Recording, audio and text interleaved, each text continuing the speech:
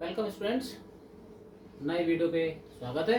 और बात करते हैं अपने नई वीडियो की, जिसमें हम बात करेंगे प्रोटीन्स के बारे में। कल के वीडियो में, लास्ट वीडियो में हमने ये एक स्केलेटन डायग्राम देखा था, वहीं से कंटिन्यू करते हैं। कल हमने क्या क्या पढ़ लिया था, लास्ट वीडियो में क्या क्या पढ़ लिया था, वो आप लास्ट वीडियो पे जाकर देख सकते हो। लास्ट वीडियो में हमने बताया था प्रोटीन कैसे बनते हैं। एक्चुअली प्रोटीन का फॉर्मेशन होता है पॉलीपेप्टाइड चेन से, पॉलीपेप्टाइड श्रृंखलाओं से, और पॉलीपेप्टाइड श्रृंखलाएं बनती हैं पेप्टाइड बंध से। और पेप्टाइड बंध कहाँ बनते हैं? अल्फा एमिनो एसिड्स में। और अल्फा एमिनो एसिड्स कहाँ से मिलते हैं हमको? एमिनो एसिड से। तो हमने स्टार्ट किया था एमिनो एसिड से, और कहाँ तक पहुंचे थे? अल्फा एमिनो एसिड्स तक पहुंचे थे। और अल्फा एमिनो एसिड्स में भी हमने उनके टाइप्स पढ़े थे। ठीक है, अल्फा एमिनो एसिड्स होते क्या हैं और कैसा बिहेव करते हैं। अब उसके आगे बात करेंगे हम उनकी प्रॉपर्टीज की और प्रोटीन की स्ट्रक्चर की। ठीक है, तो properties of alpha amino acids.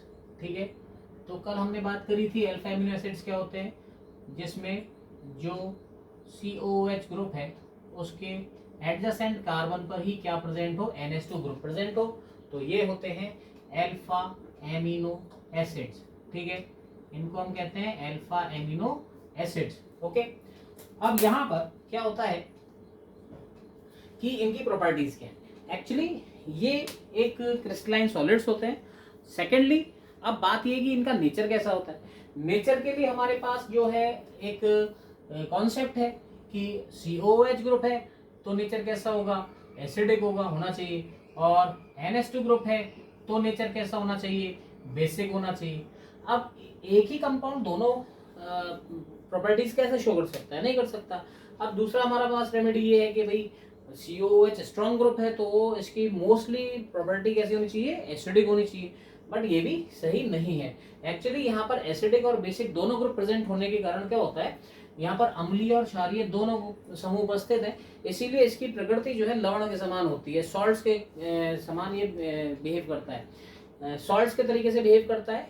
यानी इसकी मुख्य गुण जो है वो लवणीय प्रकृति के होते हैं, सॉल्ट नेचर के होते हैं। ना तो ये एसिडिक नेचर शो करता है और ना ही बेसिक नेचर शो करता है, क्योंकि इसमें दोनों ही नेचर जो है वो प्रेजेंट है, दोनों ही ग्रुप्स प्रेजेंट हैं। इसीलिए यहाँ पर एमिनो एसिड्स जो है उनका बिहेवियर जो है वो सॉल्ट लाइक होता है, सॉल्ट लाइक बिहेवियर। ठीक है, अब यहाँ पर इस तरीके से ये तो इसके प्रॉपर्टी की बात हुई। इसमें एक इंपॉर्टेंट बात कि इन एक्वस सॉल्यूशन जो अल्फा एमिनो एसिड्स है, alpha amino acids form zwitter ion. What is zwitter ion? ठीक है, एक्चुअली यहाँ पर ये हम एक अल्फा एमिनो एसिड बनाते हैं। ठीक है, और यहाँ पर ये अल्फा एमिनो एसिड है जिसमें नाइट्रोजन पर लोन पेयर होगा, ये हमको पता है। इस लोन पेयर की प्रेजेंस से ही जो ये ग्रुप होता है ये बेसिक होता है, और यहाँ पर ये प्रोटॉन होता है जिसकी प्रेजेंस से क्या होता है? ये एसिडिक होता है। और यहाँ पर इस एक्वस सॉल्यूशन में क्या होगा? जो ये प्रोटॉन है वो इस नाइट्रोजन पर शिफ्ट होगा और यहाँ से इस तरीके से COO नेगेटिव, ठीक, और NH3 पॉजिटिव दोनों कैरेक्टर, यानी ऐसा आयन नॉर्मली क्या होता है, अगर हम किसी सॉल्ट को, अब मैंने क्या बताया इसका बिहेवियर कैसा होता है? Salt like behaviour. अब जैसे NaCl सॉल्ट है, इसको डिसोसिएट करें तो यहाँ से पॉजिटिव आयन अलग हो जाएगा, नेगेटिव आयन अलग होगा। यानी किसी सॉल्ट्स, कोई भी सॉल्ट है जिसके डिसोसिएशन का होगा, एक्वा सॉल्यूशन होगा, तो उसमें जो आयन्स हैं वो उसके सेपरेट हो जाएंगे। जैसे ये नॉर्मल सॉल्ट है तो इसके आयन सेपरेट हो रहे हैं, बट यहाँ पर ये सॉल्ट है, यहाँ पर जो सॉल्ट है इसके आयंस सेपरेट नहीं होते, ये एक ही कंपाउंड में शो होने लगते हैं। तो ऐसे आयन को जिसमें पॉजिटिव नेगेटिव दोनों आयंस प्रेजेंट हो जाएं एक साथ, सेपरेशन ना हो, तो उसी को हम क्या कहते हैं? ज्विटर आयन कहते हैं। तो यहाँ पर इसकी एक स्पेशल प्रॉपर्टी है, ये क्या फॉर्म करता है? यहाँ से ज्विटर आयन फॉर्म करता है। ठीक, तो ये इसकी कुछ प्रॉपर्टीज हैं जिनके बारे में हमको ध्यान रखना है।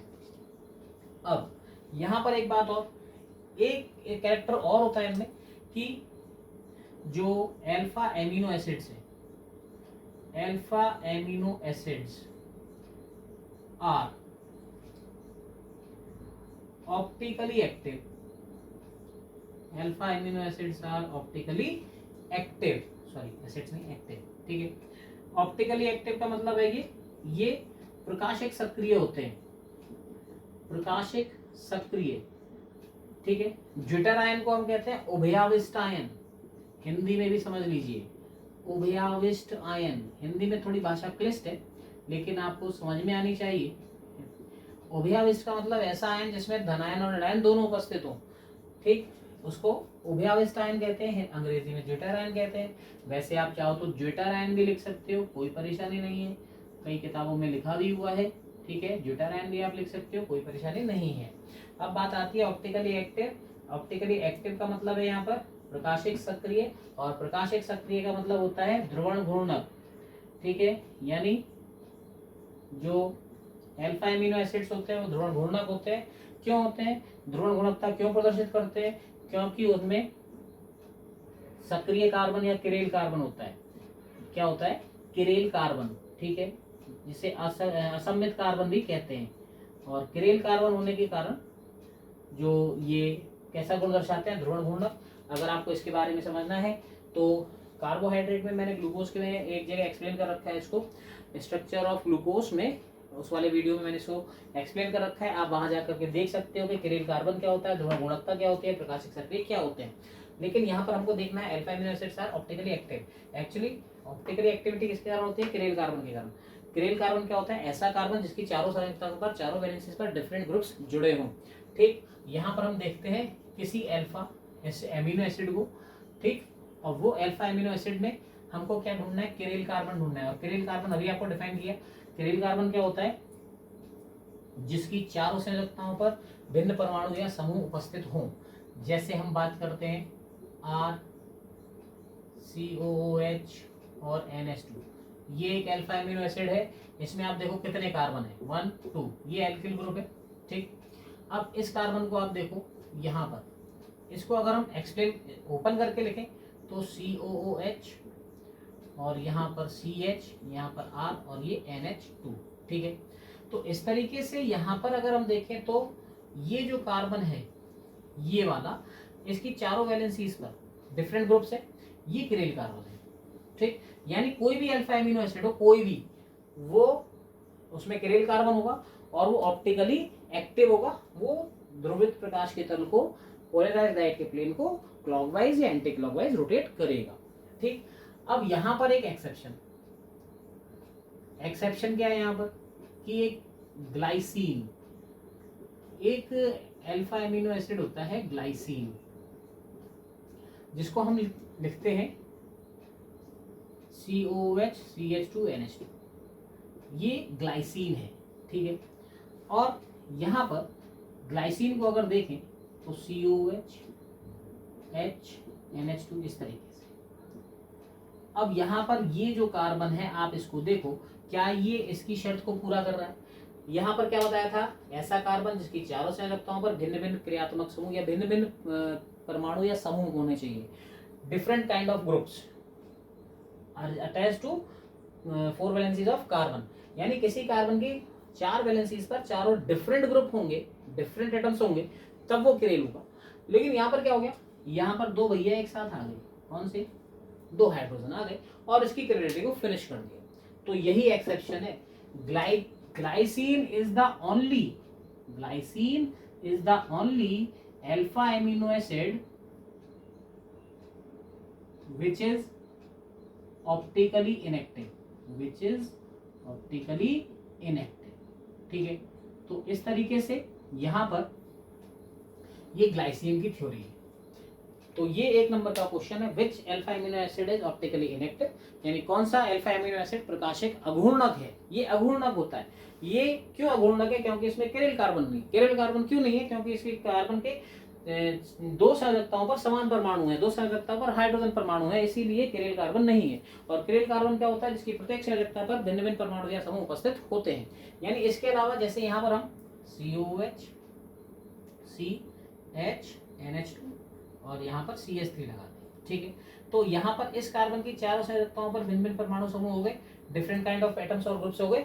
तो यहाँ पर ये किरेल कार्बन है और ये अल्फा एमिनो एसिड भी है। क्यों है? क्योंकि जिस कार्बन पर कार्बोक्सिलिक ग्रुप है उसी कार्बन पर क्या ज्वाइंट हो रखा है? NH2। ये देख लो, ठीक है। आर के प्लेस पर क्या रख दिया हमने? CH रख दिया। तो कोई भी अल्फा एमिनो एसिड जो होगा वो ऑप्टिकली एक्टिव होगा, एक्सेप्ट ग्लाइसिन, क्योंकि ग्लाइसिन जो है उसमें किरेल कार्बन नहीं है, इसीलिए ये अल्फा एमिनो एसिड है, लेकिन ये ऑप्टिकली इनएक्टिव है। ऑप्टिकली इनएक्टिव का मतलब है यहाँ पर ये गुणवत्ता प्रदर्शित नहीं करेगा। क्लियर है? ये प्रॉपर्टीज हो गई। अब हम चलते हैं प्रॉपर्टीज के बाद पेप्टाइड बॉन्ड पर। यहाँ से हम यहाँ पहुंचेंगे, ठीक है। पेप्टाइड बॉन्ड बनता कैसे? फॉर्मेशन ऑफ पेप्टाइड बॉन्ड, ये तो प्रॉपर्टीज थी, ठीक है। ज्यूटराइन बनाता है और ऑप्टिकली एक्टिव होता है, और ग्लाइसिन को छोड़कर सभी ऑप्टिकली एक्टिव होते हैं, ग्लाइसिन ऑप्टिकली इनएक्टिव होता है, ठीक है। अब बात करते हैं फॉर्मेशन ऑफ पेप्टाइड बॉन्ड, ठीक है। पेप्टाइड बॉन्ड कैसे बनता है? एक्चुअली जब यहाँ पर हम अल्फा एमिनो एसिड्स लेते हैं, जैसे यहाँ पर एक हमने अल्फा एमिनो एसिड लिया R इस तरीके से, और दूसरा अल्फा एमिनो एसिड लेते हैं हम CH COOH R-, ठीक है। अब दो अल्फा एमिनो एसिड्स लिए हमने, और यहाँ से जब ये कंबाइंड होंगे तो OH यहाँ से लेगा और H यहाँ से लेगा, इस तरीके से। यहाँ से क्या रिलीज हो गया? H2O। क्या बचा वो लिखते हैं, यहाँ बचा CO और यहाँ बचा NH, ठीक है। CONH, और ये CH R- और ये बचा COOH। अब यहाँ पर क्या बचा? CH R और NH2। ये आप सेम भी हो सकते हैं, डिफरेंट भी हो सकते हैं, नेचर पे डिपेंड करेगा। एक्चुअली यहाँ पर ये बॉन्ड बना है, इन दोनों से तो बना है, एक एमिनो एसिड का COOH ग्रुप और दूसरे एमिनो एसिड का NH2 ग्रुप। इन दोनों से वाटर रिलीज होगा और क्या बनेगा? CONH। It is peptide bond, इसको ही बोलते हैं पेप्टाइड बॉन्ड, ठीक है। और यहाँ पर ये पूरा जो स्ट्रक्चर है इट इज डाइपेप्टाइड, इसको क्या बोलेंगे? डाइपेप्टाइड। अब इसे डाइपेप्टाइड क्यों करें? तो यहाँ पर ध्यान रखना, जितने एमिनो एसिड, जितने अल्फा एमिनो एसिड्स पार्टिसिपेट करेंगे पेप्टाइड बॉन्ड फॉर्म करने, यहाँ कितने अल्फा एमिनो एसिड्स पार्टिसिपेट कर रहे हैं? 2, इसीलिए इसको क्या नाम दे रहे हैं हम? डाइपेप्टाइड, ठीक। एक्चुअली एक और अल्फा एमिनो एसिड्स आएगा तो वहां पर इधर आ सकता है, उधर आ सकता है, ठीक। इधर आएगा तो भी यहाँ पर CONH बॉन्ड बनेगा, वहां पर वो भी पेप्टाइड बॉन्ड होगा, लेकिन वो क्या बन जाएगा? ट्राइपेप्टाइड। तो जितने अल्फा एमिनो एसिड्स ज्वाइन होंगे उन्हीं के अकॉर्डिंग पर ये डाइपेप्टाइड, ट्राइपेप्टाइड, टेट्रापेप्टाइड, पेंटापेप्टाइड, और बहुत सारे अल्फा एमिनो एसिड्स ज्वाइन होंगे तो क्या बन जाएगा? पॉलीपेप्टाइड। क्लियर है? ठीक। इसका मतलब ये है कि यहाँ पर जो पेप्टाइड बॉन्ड फॉर्म करते हैं तो वो किसके अकॉर्डिंग करते हैं? वो number of alpha amino acids, ठीक।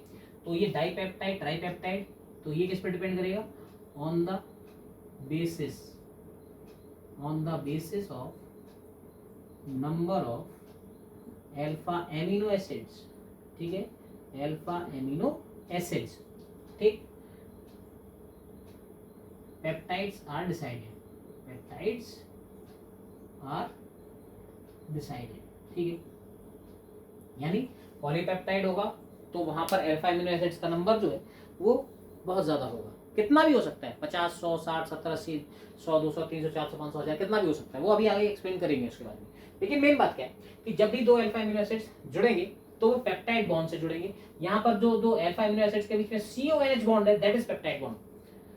दो अल्फा एमिनो एसिड्स के बीच में जो CONH बॉन्ड होगा वो पेप्टाइड बॉन्ड होगा, और number of alpha amino acids के बेस पर, on the basis of number of alpha amino acids, it is decided as dipeptide. क्योंकि यहाँ पर ही कितने अल्फा एमिनो एसिड्स पार्टिसिपेट कर रहे हैं, कितने अल्फा एमिनो एसिड्स भाग ले रहे हैं? 2 अल्फा एमिनो एसिड्स जुड़ रहे हैं। किससे जुड़ रहे हैं? पेप्टाइड बॉन्ड से जुड़ रहे हैं, इसीलिए इसको हम बोल रहे हैं डाइपेप्टाइड। एक और जुड़ेगा ट्राइपेप्टाइड, आगे और जुड़ेगा टेट्रापेप्टाइड, बहुत सारे जुड़ेंगे पॉलीपेप्टाइड, और वो पॉलीपेप्टाइड क्या बनाएगा? प्रोटीन। अब यहाँ पर एक बात याद रखना, जितने भी प्रोटीन है ना, जितने भी प्रोटीन हमारी बॉडी में हैं वो पॉलीपेप्टाइड चेन्स हैं। लेकिन हमारी बॉडी में बहुत सारी पॉलीपेप्टाइड चेन्स हैं या बन सकती हैं, पॉलीपेप्टाइड चेन्स बहुत सारी बन सकती हैं, लेकिन वो सभी प्रोटीन नहीं है। ये बात याद रखनी है।